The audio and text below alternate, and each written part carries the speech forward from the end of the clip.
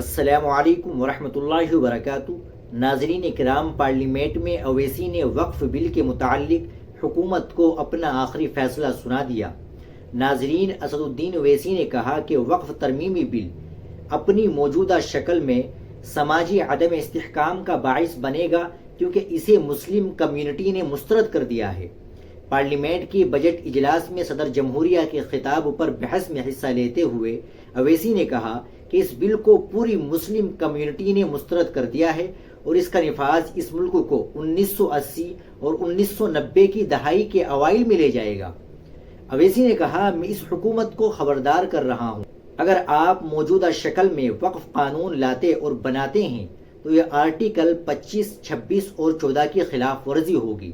اس سے اس ملک میں سماجی عدم استحکام پیدا ہوگا۔ اویسی نے کہا کہ پوری مسلم کمیونٹی کی کوئی وقف جائیداد نہیں چھوڑی جائے گی۔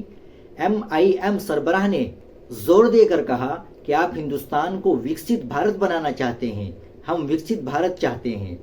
آپ اس ملک کو 80 اور 90 کی دہائی کے اوائل میں واپس لے جانا چاہتے ہیں، یہ آپ کی ذمہ داری ہوگی، کیونکہ قابل فخر ہندوستانی مسلمان کے طور پر میں اپنی مسجد کا 1 انچ بھی نہیں کھونا چاہتا، میں اپنی درگاہ کا 1 انچ بھی نہیں کھوؤں گا، میں اس کی اجازت نہیں دوں گا۔ مجلس اتحاد المسلمین کے صدر نے کہا کہ ہم اب یہاں آ کر سفارتی بات نہیں کریں گے، یہ وہ ایوان ہے جہاں مجھے کھڑا ہو کر ایمانداری سے بات کرنی ہے کہ میری برادری کو ہندوستانی ہونے پر فخر ہے، یہ میری جائیداد ہے، کسی نے نہیں دی، آپ اسے چھین نہیں سکتے۔